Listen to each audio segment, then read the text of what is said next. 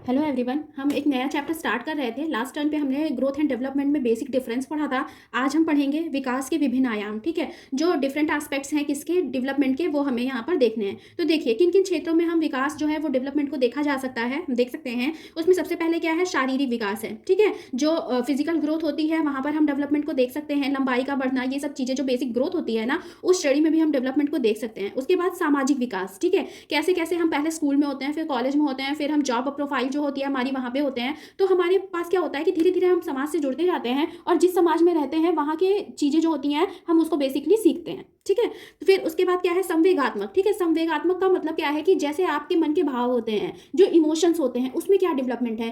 कुछ लोग बहुत झगड़ालू होते हैं, कुछ लोग शांत प्रकृति के होते हैं, कुछ लोग होते हैं जिन्हें लड़ाई झगड़े अच्छे नहीं लगते हैं, कुछ लोग होते हैं जो बहुत चतुर होते हैं, कुछ लोग बहुत डम होते हैं। ठीक है, तो कुछ लोग बहुत जल्दी जल्दी रो देते हैं, उनका इमोशनल कंट्रोल नहीं होता है। ठीक है, तो ये सारी चीज़ें जो हैं वो संवेगात्मक में आती हैं। फिर मानसिक विकास। ठीक, कुछ लोग होते हैं जिनके अंदर जन्मजात कुछ एक्स्ट्रा कह सकते हैं आपके विकार होते हैं। ठीक है, जैसे सिंड्रोम होते हैं बेसिकली। तो एक तरीके से मानसिक जड़ता के शिकार होते हैं। कुछ लोगों का आईक्यू लेवल आइंस्टाइन की तरह होता है, जो बहुत ही ज़्यादा तीव्र तीक्ष्ण बुद्धि के होते हैं बेसिकली। तो हम वहाँ पे मानसिक विकास देखते हैं। नैतिक विकास, नैतिक में क्या है, ये आपने देखा होगा, कुछ बच्चे बहुत उदंड टाइप के होते हैं और कुछ बच्चे बहुत सीधे साधे और अपने बड़ों का कहना मानने वाले होते हैं। हम जैसे जैसे जिस माहौल में रहते हैं, हमारा नैतिक विकास, ठीक है, बेसिकली जो मोरल डेवलपमेंट होता है वो होता है। मोरल डेवलपमेंट से रिलेटेड है आप कितने आज्ञाकारी हैं, आप कितना चीज़ों को समझते हैं, आप उदंड तो नहीं है, आपसे किसी और को कोई प्रॉब्लम तो नहीं हो रही है। तो नैतिक विकास है। फिर भाषात्मक विकास, सबसे पहले हम अपनी मदर टंग सीखते हैं जब हम छोटे होते हैं। उसके बाद धीरे धीरे हम जिस समाज में जाते हैं, हम हिंदी सीखते हैं, इंग्लिश सीखते हैं,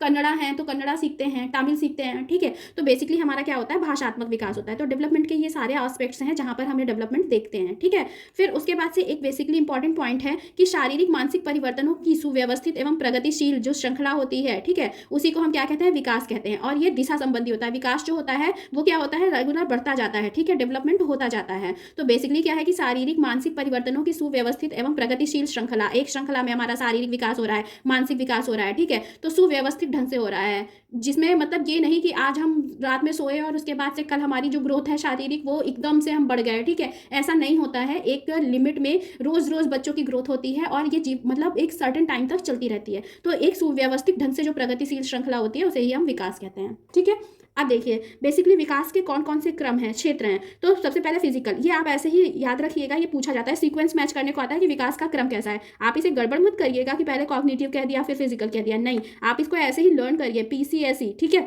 पीसीएसई लर्न करिए। सबसे पहले क्या होता है, हमारा फिजिकल डेवलपमेंट होता है। ठीक है, शारीरिक विकास होता है। फिर उसके बाद कॉग्निटिव डेवलपमेंट होता है, संज्ञानात्मक विकास होता है।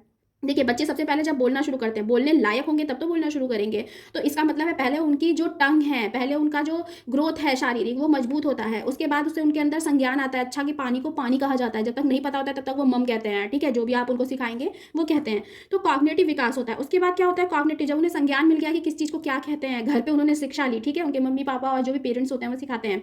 उसके बाद से वो सोशली कनेक्ट होते हैं, सोसाइटी में क्या चल रहा है। ठीक है, फिर स्कूल जाते हैं, फ्रेंड से मिलते हैं। फिर एक फ्रेंड जो है वो बहुत बदमाश है, उसके साथ मिलकर उसने भी बदमाशी की। एक फ्रेंड बहुत पढ़ाकू है, उसके साथ मिलकर वो पढ़ रहा है, खेल रहा है, तो उसका सोशल डेवलपमेंट होता है। उसके बाद क्या होता है, उसके अंदर इमोशंस आते हैं। जैसे किसी दिन फ्रेंड नहीं आया तो उसका मन नहीं लगेगा स्कूल में कि अरे आज मेरा दोस्त नहीं आया, मैं भी नहीं जाऊंगा, जब वो आ जाएगा तो मैं जाऊंगा। ठीक है, तो उनके अंदर एक भाव आ जाता है, मित्रता का भाव आता है, शत्रुता का भाव आता है। ठीक है, प्रेम, घृणा, ये सारे इमोशंस आते हैं। तो कुल मिला के हमें यही सीक्वेंस याद रखना है कि विकास का मनुष्य में क्रम कैसा कैसा होता है। ठीक है, सबसे पहले उनका फिजिकल डेवलपमेंट होगा, शारीरिक विकास, फिर कॉग्निटिव डेवलपमेंट होगा। कॉग्निटिव मतलब संज्ञानात्मक विकास होता है। ठीक है, उनके संज्ञान, चीजें समझने लगेंगे। फिर सोशल डेवलपमेंट होता है और उसके बाद इमोशनल डेवलपमेंट होता है। आई होप आपको ये पॉइंट समझ में आ गया होगा। देखिए आगे के चैप्टर में हम बेसिकली ग्रोथ और डेवलपमेंट में विकास की कुछ महत्वपूर्ण अवस्थाएं हैं, इनसे क्वेश्चंस पूछे जाते हैं। इन अवस्थाओं का अलग अलग साइकोलॉजिस्ट ने अलग अलग वर्गीकरण किया है। ठीक है, तो बेसिकली एक बेसिक लेवल पे जो अवस्थाएं होती हैं विकास की, उनके बारे में जान लेते हैं कि विकास की बेसिकली किसी साइंटिस्ट का या किसी साइकोलॉजिस्ट का नेम नहीं है। विकास से अगर आपसे रैंडम पूछा जाता है तो ये जनरलाइज्ड फॉर्म में है। 5 अवस्थाएं मानी गई हैं। शैशवावस्था, ठीक है, पूर्व बाल्यकाल, उसके बाद उत्तर बाल्यकाल, किशोरावस्था और प्रौढ़ावस्था। शैशवावस्था क्या है, जन्म से 2 वर्ष की अवस्था को क्या कहते हैं, शैशवावस्था कहते हैं। पूर्व बाल्यकाल किसे कहते हैं, 2 से 6 साल की अवस्था को पूर्व बाल्यकाल कहते हैं। उत्तर बाल्यकाल किसे कहते हैं, 6 से 12 साल की अवस्था को हम उत्तर बाल्यकाल कहते हैं। और किशोरावस्था जो होती है, यूथ होता है, वो 13 से 18 वर्ष तक होता है। और प्रौढ़ावस्था 18 प्लस से जितने भी आयु के लोग होते हैं उनको हम प्रौढ़ की स्टडी में रखते हैं। ठीक है, तो ये 5 जनरलाइज्ड अवस्थाएं हैं। ठीक, इसको आपको याद रखना है।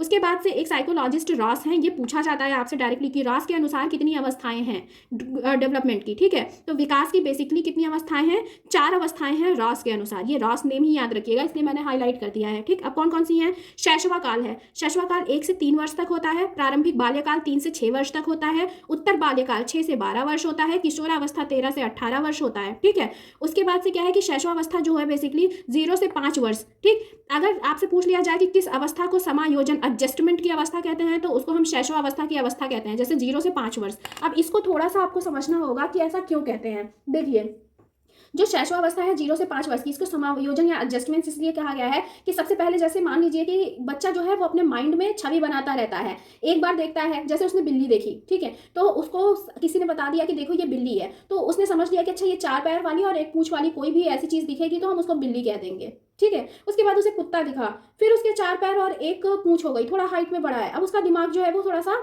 हो गया कि ये बिल्ली है। फिर उसे बताया गया कि नहीं देखो ये इसका स्ट्रक्चर अलग है, ये कुत्ता है। अब उसने उसको दिमाग में अपने क्या कर लिया, एडजस्ट कर लिया, समायोजन कर लिया, डिफरेंस उसने अपने माइंड में बना लिया। आपने उसकी हेल्प की, बताया, लेकिन उसने डिफरेंस बना लिया कि ये बिल्ली है और ये कुत्ता है, ठीक है। तो इस तरीके से उसने समायोजन किया। फिर वो कहीं जू में गया, चिड़ियाघर में गया, उसने एक बाघ को देखा, बाघ उसे एक बड़ी बिल्ली नजर आई, तो उसने कहा कि ये देखो ये बड़ी बिल्ली है। आपने उसे बताया कि नहीं ये बिल्ली नहीं है, इसके 4 पैर हैं और एक पूंछ है, लेकिन ये बाघ है। अब उसका माइंड जो है वो फिर से समायोजन करने लगा, एडजस्टमेंट करने लगा कि ये बिल्ली है, ये बाघ है, ठीक है। 5 साल के बच्चे इतना समझने लगते हैं और धीरे धीरे वही उनकी बढ़ने की एज होती है। तो शैशवावस्था को ही हम समायोजन या एडजस्टमेंट की अवस्था कहते हैं, ठीक है।